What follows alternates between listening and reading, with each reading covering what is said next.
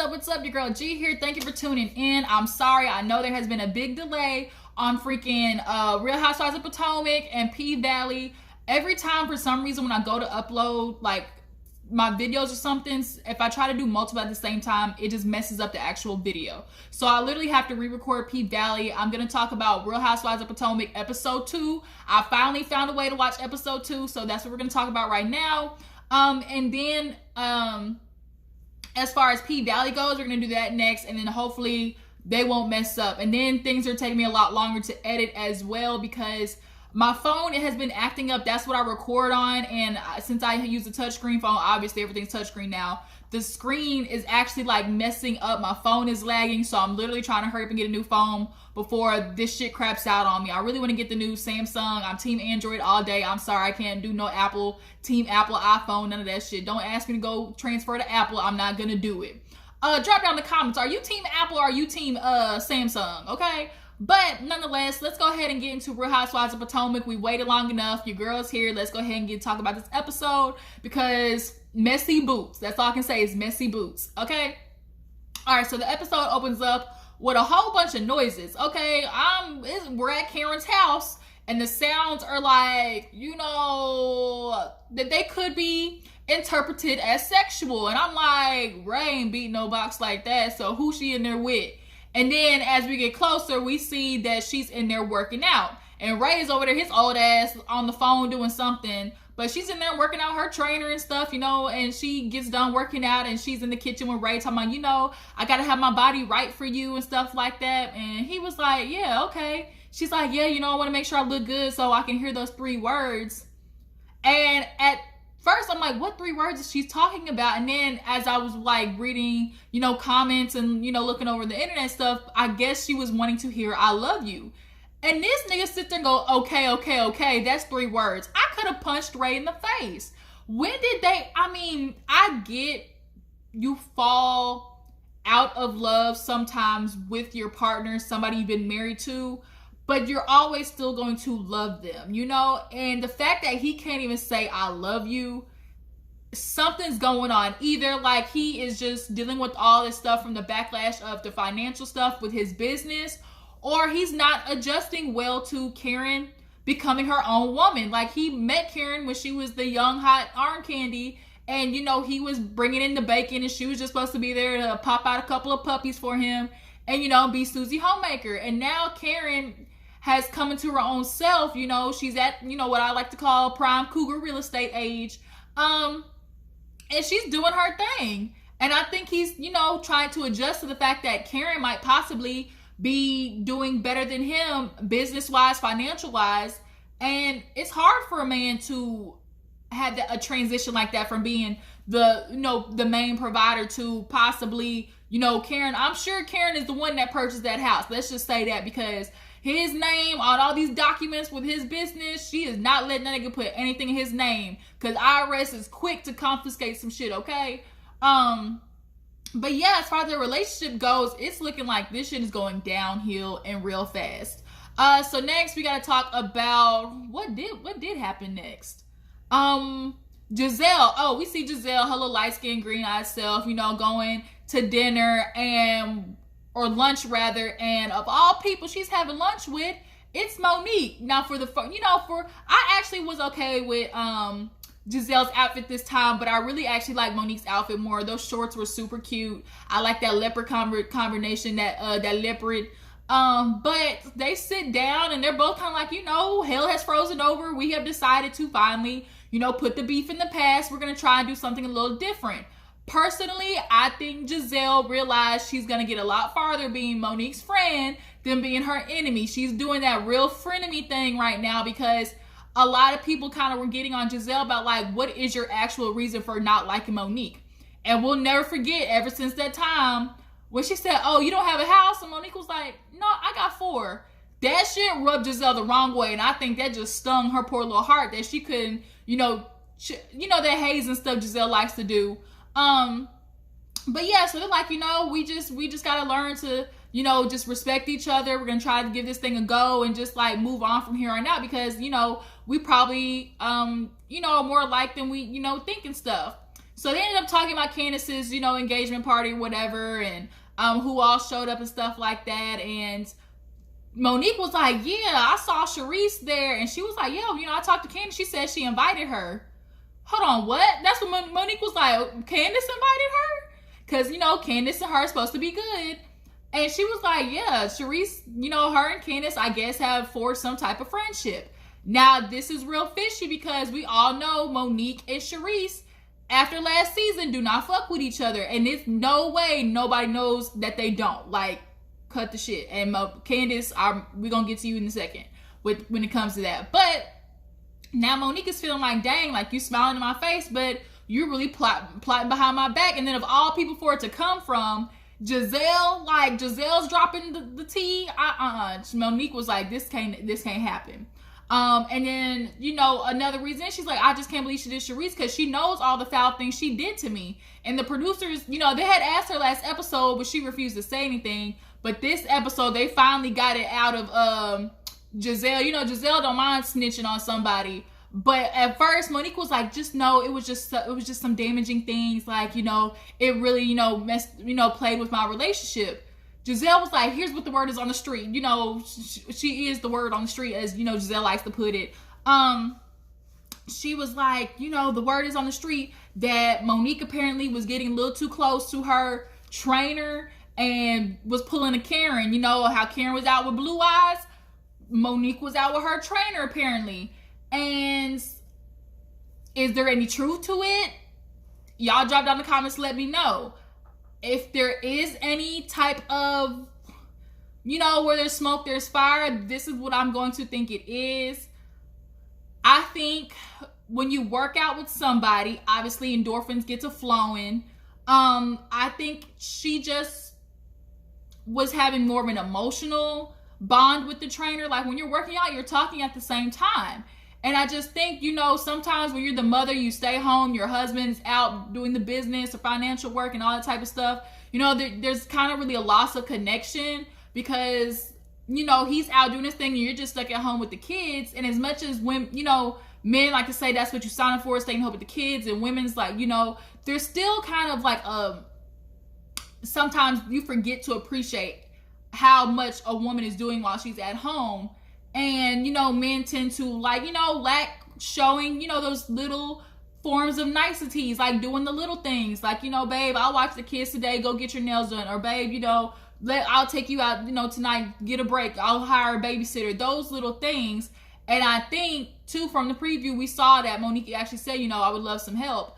But I think if anything, she just was using her trainer more as an emotional, venting outlet, okay? But for Sharice to be spreading it around, like, that's just another, dagger to the mess, okay? And for Gizelle to sit there and say, oh, she wants to be cool with Monique. Bitch, why you running your mouth telling the secrets? Like, that's, y'all, Gizelle, every season, she does the same thing. And it stirred everybody else's shit up. And Gizelle low-key has made it on this show without really having an official storyline. This season, she kind of has a storyline with this whole Jamal thing and her daughters, but for the most part, her storyline is always enveloped in somebody else's shit. So now they want to plan something for Ashley. They both, care for Ashley. Monique talked about how, she's been suffering from postpartum depression. She's just kind of been sticking herself in the house and she wants to get her out. So they're going to do a joint, coming out party for Ashley. And of course, they're going to invite Candiace because they feel like Candiace lacks accountability. She doesn't know how to apologize. And the mess that she said about Ashley was a lot, y'all. We can't sit there and say it wasn't a lot. But when Ashley called that girl a hamster face ass hoe, and them producers put that picture up, I said, damn, she really do look like a hamster. Like, y'all was messy for that, bravo. But, they're like hoping that, this will be the time for Candiace to offer Ashley an apology, okay? Now, speaking of Ashley, we see Ashley at home. She's with that baby Dean that looks just like Michael. That baby got an old man face. He literally looks just like Michael. It's so scary. But she's, been dealing with a lot emotionally. Like, she's there by herself. So she actually has a lactation coach coming in because she's struggling with breastfeeding. and her mom comes in and stuff like that. Now, Ashley, I don't want to say no mean things or nothing like that, but I'm just saying, you married to too much money for your mom's wigs to come in looking like that. Okay, that's all I'm gonna say. But yeah, so she's doing like the lactation thing, and she's talking about her postpartum. And, I'm glad to see that, she's being vulnerable in that aspect, letting everybody know, like, this is what she's dealing with and stuff like that. But she is hesitant. She has anxiety anytime she thinks about, going out into the world. She's first time mom. And usually the first time moms are the ones that just like have super anxiety about, leaving their baby at home. I always think of like that Love's commercial where it's like first kid and they do it all the most, but then it's like second kid. It's like, man, grab 2 diapers and a box of Cheerios and let's go. Like you ain't doing all that, So yeah, Ashley, she's got a lot to overcome. So next after that, I think we see Candiace and Wendy go out. They're out for lunch. We're getting to know Wendy a lot more. Her, they go sit down for lunch. They clearly they literally had on the same, I think Wendy came in with a Gucci bag and then Candiace had on a Gucci belt. So clearly they belong to each other. Like they click. But Candiace says, they kind of met on a couple of, scenes, like I think benefits or something like that. So they just bonded. And she's like, I love me an educated bitch. Wendy, she's not no, just no typical, woman who's like trying to be on the rise. Like she's got some accolades, okay? So she's not going to be able to get hazed over her lack thereof, because when a woman comes in and is just a housewife or is just like Ashley where all she does is collect her man's money and stay at home, they can get on you for that. Or like Candiace where your mama's paying for everything, they're going to read you for that. They can't quite find anything to read Wendy for yet, but give it time, though, those bitches will, especially somebody like Gizelle.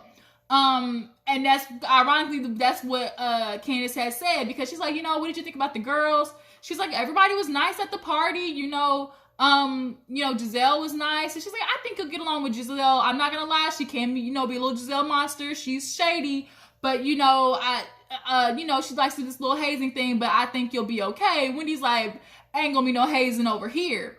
And Wendy just has a certain type of energy. Like when she walks in a room, it's like, don't try me. And Gizelle, I don't know if she's really gonna poke that bear. We'll see. But as of right now, I'm just thinking like, I don't think Gizelle wants that battle, because Wendy definitely gives off those vibes like, I'm with the shits.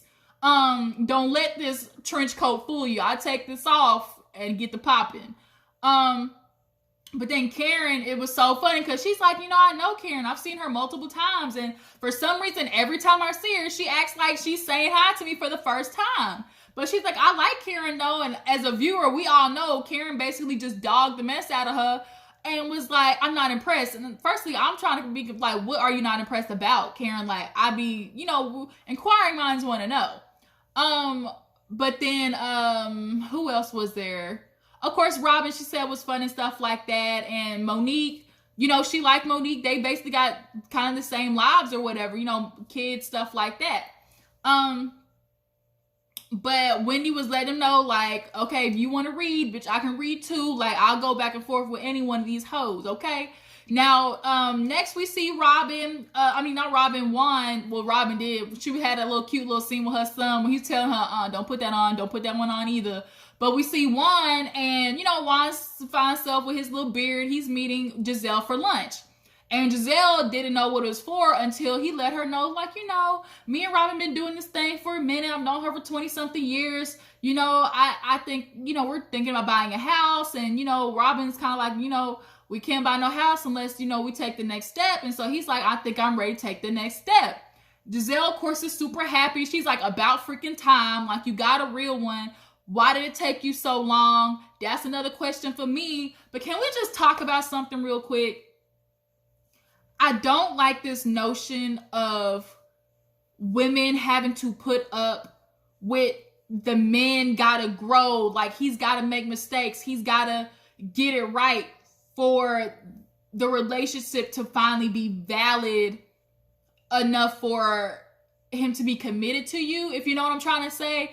It's like women are just supposed to, I'm supposed to do what I'm supposed to do. I'm supposed to, you know, be the woman, cook, clean, take care of your kids. And if you mess up, like that's just like we gotta chalk it up to the game, because eventually one of these days he's gonna see that I'm, you know, the real one. He's gonna see that I've been his ride or die, and he's gonna want to put a ring on it, or he's gonna want to finally commit to me. And I just don't like that idea. And like Robin, like here it is, you've been riding for this man. He admits like I've made many mistakes, and it's like, and he's like, but you know, she knew I wanted to be there for my kids. And so you allowed him to stay there just for his kids, even though y'all really weren't in a relationship. But I guarantee you was still letting him smash. You was still cooking for him, but yet y'all weren't together, and you were just letting him stay at the crib to see his sons. Like that, I just can't get with that. I'm sorry. You can take your ass to an apartment around the corner, but I'm not going to let you play house with me and still go out in the streets and do fuck all you want to do. I just can't. I can't. But Robin, I guess he finally is ready to commit to your ass for the second time, I guess. And, you know, he's, you know, ready to do the thing. Of course, Gizelle was like, we need to double the size of the ring. He's like, no, you know, that's not Robin. And so they talk about, you know, getting 24 diamonds, because that represents the amount of years they've known each other. And she's like, you know, you're so lucky, man. He's like, I thought Jamal was. She's like, yeah, he is too. And then they get on the subject of Jamal and how like things are kind of different now. They're back together. You know, Juan's like, you know, y'all been through this stuff. I'm, you know, proud to see that y'all worked through it. But Gizelle's like, you know, my daughters, they're, you know, still kind of struggling because all they've ever known is mommy and daddy apart. So he's like, yeah, I get that. But, you know, one thing he can't do is mess up, because those girls, as a father, your daughters look up to you to be that example, and they already know that he fucked up before. And if they let their wall down and, you know, and let him come back in, and they play house and they do the family thing, and, you know, they watch Gizelle get all involved with him again, and then that nigga goes out and messes up again. Juan is right. The resentment, and matter of fact, forget the resentment, but the lack of respect, the lack of respect that will happen.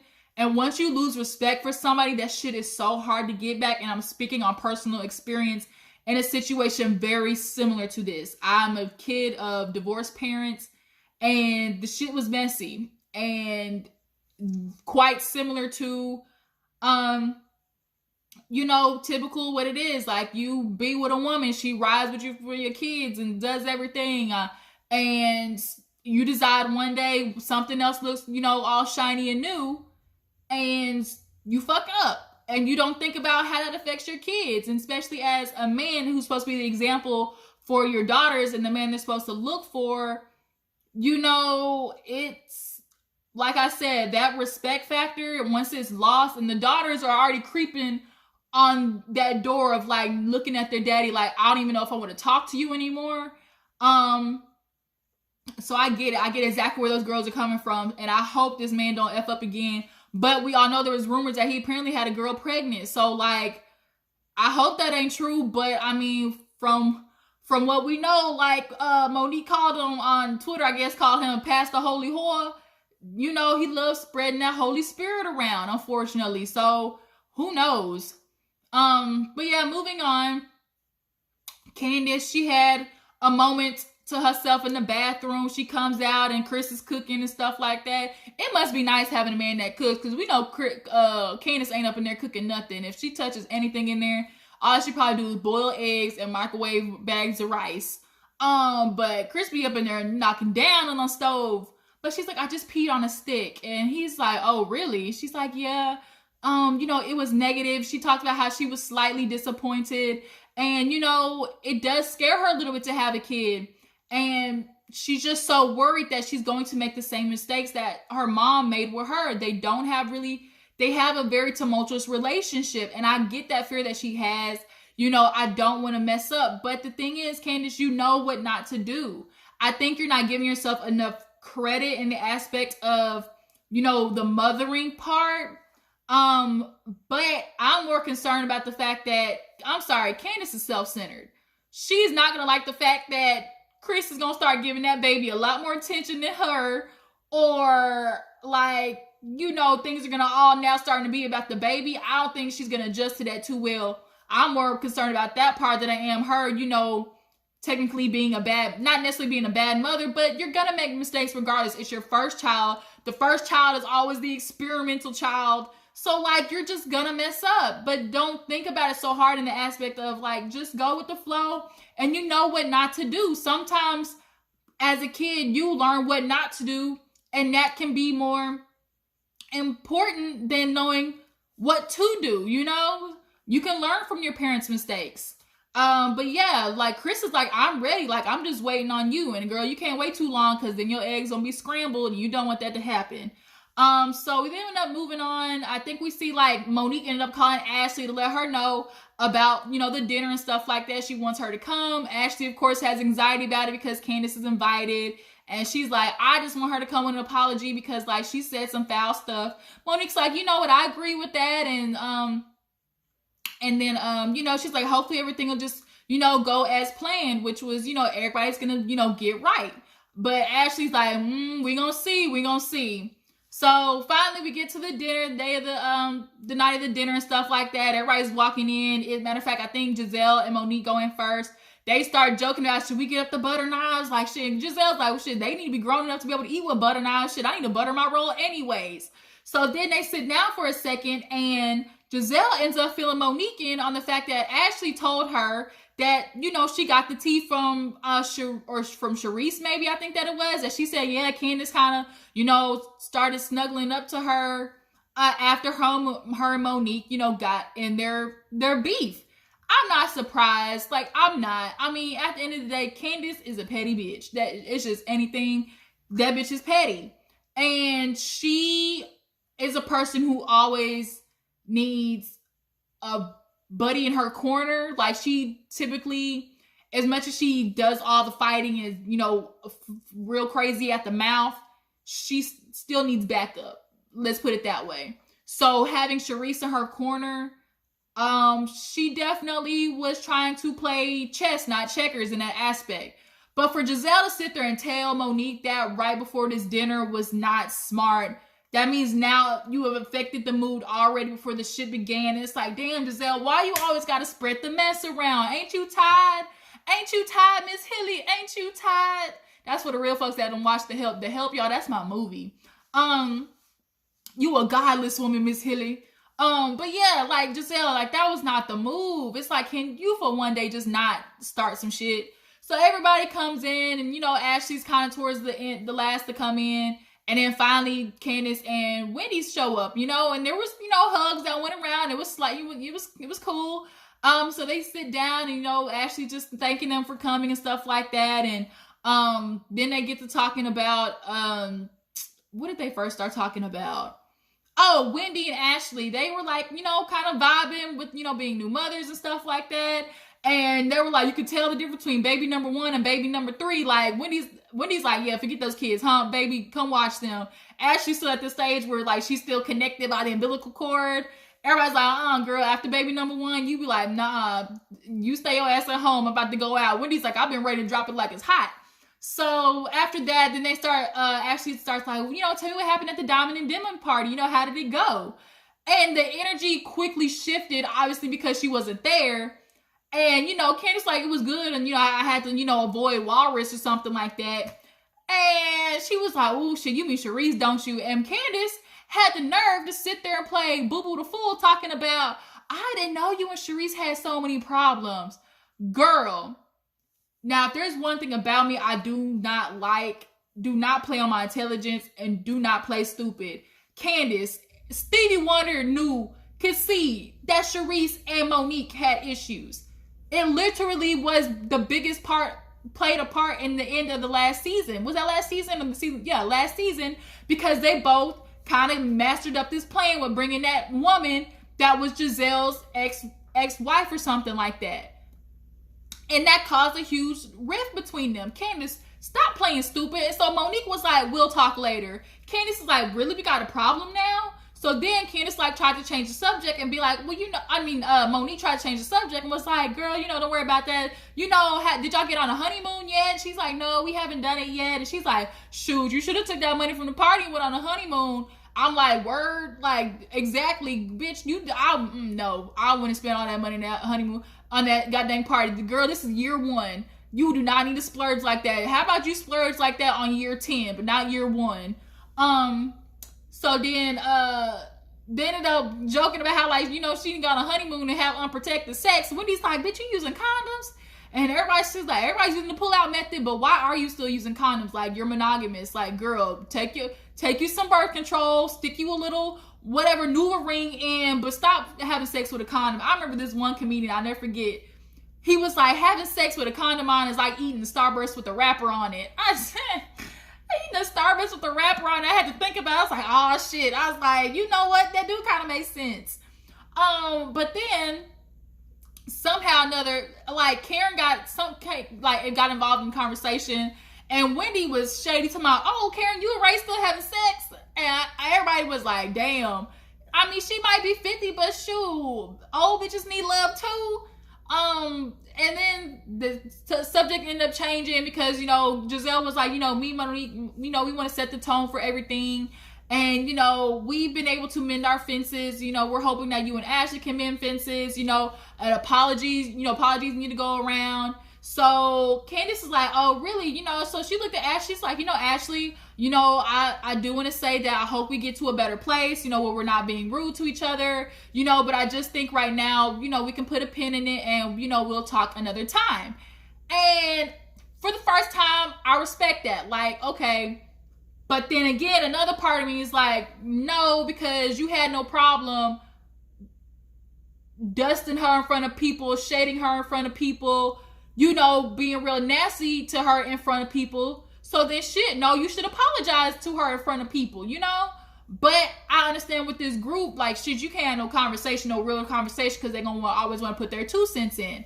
Ashley was with the shit. She like, shit, it's my camera time. I'm going to do it. She's like, you know what, Candiace? I've been waiting for your actions to match your words. And, you know, it's hard for me to really accept what you're saying because, you know, sometimes you are nasty. You don't ever want to take accountability.